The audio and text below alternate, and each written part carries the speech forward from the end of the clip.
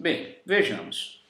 Esse problema do mal é um problema que os maniqueus eles já colocavam, né? Lembrando que Santo Agostinho durante muito tempo participou do maniqueísmo, que era um movimento onde acreditava que o mundo ele é constituído de dois princípios, de bem e de mal. E tinha meio que um panteísmo, ou seja, tudo que existe participa dessa essência, que é boa e má ao mesmo tempo. Então, isso quer dizer que bom e mal são realidades ontológicas. O mal, de fato, existe e constitui a matéria, certo? E constitui as pessoas e constitui as coisas.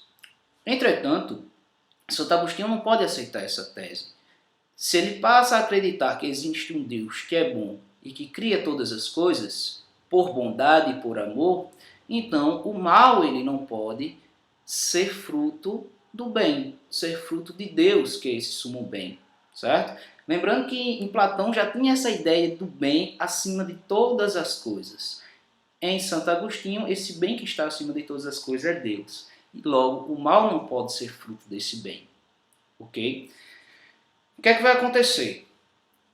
O ser humano, ele é criado num ato de amor e por vontade de Deus. Deus criou livremente por pura vontade.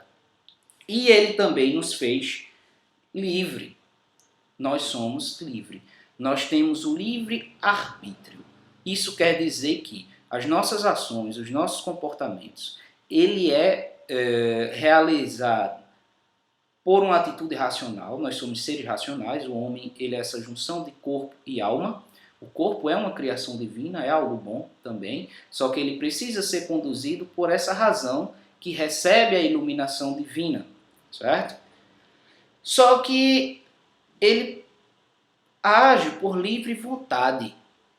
A vontade humana é livre, nós podemos escolher. A todo momento podemos fazer escolhas. E toda causa tem uma consequência, tem um efeito, né? A gente vai ter essa teoria meio que de causa e efeito também a partir das nossas escolhas, ou seja, tudo que eu escolho, todas as nossas escolhas que a gente faz na vida vai ter uma consequência, vai ter um efeito. Bem, Deus é o bem. A partir do momento que nós escolhemos coisas boas, escolhemos pelo bem, nós nos direcionamos a Deus, que é esse bem, que é essa verdade. Só que a partir do momento que nós escolhemos algo que não bem, as consequências disso vai ser negativa. Imagine que você tem a oportunidade de ajudar uma pessoa e ao invés disso você prejudica ela. A sua ação de prejudicar as pessoas vai fazer com que ela sofra, vai fazer com que a outra pessoa padeça por uma ação sua. Se de repente alguém vem e escolhe por livre vontade tirar a vida de outra pessoa, é um mal que vai acontecer ali, né? E muita gente vai sofrer com isso. Mas esse mal é uma consequência de uma escolha que foi feita por vontade própria. Deus ele não limita a nossa capacidade de escolher, né? Isso as nossas decisões partem da nossa vontade. Mas a partir do momento que eu me afasto do bem, que eu me desvirtuo do caminho do bem, aí acontece um mal que não é ontológico, mas é um mal moral. Está relacionado a uma moralidade, certo? Ou seja, nesse sentido, o que é o mal? O mal é a ausência do bem. Assim como a escuridão ela é a ausência de luz, cada vez que eu me afasto da luz, eu vou para a escuridão, certo? Então, o mal ela vai ser esse afastar-se do bem. Eu decidi ir de encontro às razões que são boas, certo? Então, nesse sentido, o mal ele não é ontológico, ele não é um princípio, ele é uma consequência moral de atitudes humanas. Por que existe fome? Por que existe desigualdade? Porque nós agimos de maneira, muitas vezes, egoísta, de maneiras onde a gente só pensa em si, onde a gente não pensa no outro, onde a gente não pensa no coletivo. A gente deixa se levar não pelas virtudes, mas pelos vícios. O bem, a razão, nos guia a sentimentos virtuosos. Mas quando a gente se afasta de uma atitude racional, a gente cai nos vícios. A gente cai nos desejos piores que o ser humano pode ter. E aí acaba ocasionando o mal, ocasionando as guerras, ocasionando tantos males que a gente vê por aí hoje, tanto sofrimento. Então, o mal é a ausência do bem, é uma consequência do livre-arbítrio. E por que Deus criou a gente livre, se Ele sabia que a gente poderia fazer o mal, escolher mal? Quem ama não aprisiona. Imagine, você já imaginou você obrigar alguém a amar você? Não. Deus nos cria, mas Ele não nos cria com a obrigação de ir até Ele, de segui-lo. Ele nos deixa livre. No entanto, Santo Agostinho ele vai perceber que nós temos uma necessidade de retornar a esse bem, de retornar a esse Deus. Então, na maioria das vezes, quando não fazemos isso, nós permanecemos numa inquietação. Né? O mal é o contrário do bem, logo nunca nos satisfaz plenamente. Então, é preciso se aproximar do bem para poder evitar o mal, certo? E isso vai ser fundamental também na vida política, porque a vida política é às vezes tão corrupta,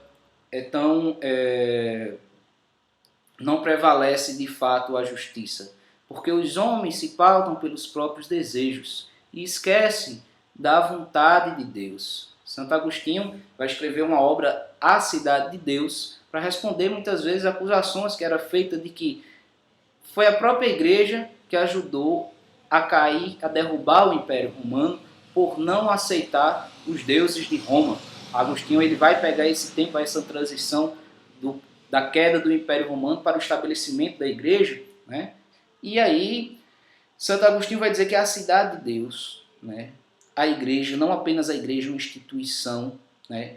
Mas um ambiente onde Deus governa, e governa no sentido de uma eternidade, do bem, da justiça verdadeira. Ela deve ser exemplo para essa cidade dos homens, e a cidade dos homens é a política temporal, é a política comum, nesse mundo que é efêmero, que é limitado, que é passageiro, e para que a gente não incorra em tantos infortúnios, né, nessa política tão desregrada, é preciso que o homem cultive virtudes.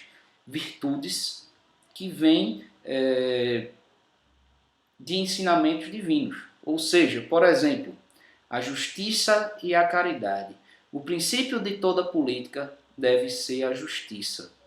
Mas a justiça verdadeira, ela só vai acontecer se houver amor. Não qualquer tipo de amor, mas esse amor caridade, esse amor doação, esse amor que leva esse sentimento de solidariedade, de justiça, de compaixão pelo outro, que apesar de a princípio parecer tão simples, mas talvez seja o que mais a gente tem dificuldade, de fato, ter esse espírito de caridade, porque na maioria das vezes o que se sobrepõe é o egoísmo. Se a gente for olhar para a política atual, será que a gente tem caridade? Será que um pouco mais de caridade e menos de egoísmo não faria muita diferença nesse nosso cenário em que vivemos? Então, está aí um pouco da teoria política de Agostinho, não é bem uma teoria política, no entanto a gente tem que entender que esse tipo de pensamento ele vai influenciar muito depois, ainda na Idade Média, no seu final, nessa relação que a gente sabe entre Estado e Igreja, que depois de fato vai se tornar uma relação muito complicada, porque aí vai ter muitas vezes um choque muito grande nessa intervenção da igreja, que seria o poder espiritual, no poder temporal, que é o Estado, e do Estado na igreja. E isso sim vai gerar alguns conflitos que não vão ser tão legais. E essa ideia de relação de poder espiritual e temporal surge justamente baseado naquilo que Agostinho falava da cidade de Deus e da cidade dos homens. Essa cidade de Deus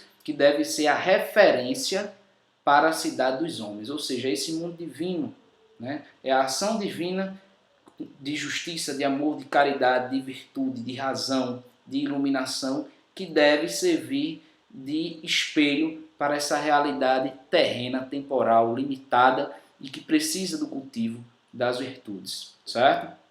Então, gente, qualquer dúvida, eu estou à disposição de vocês. É só falar, fala lá no chat, fala lá no fórum, me procura e espero que tenha ficado claro. Bons estudos e até mais.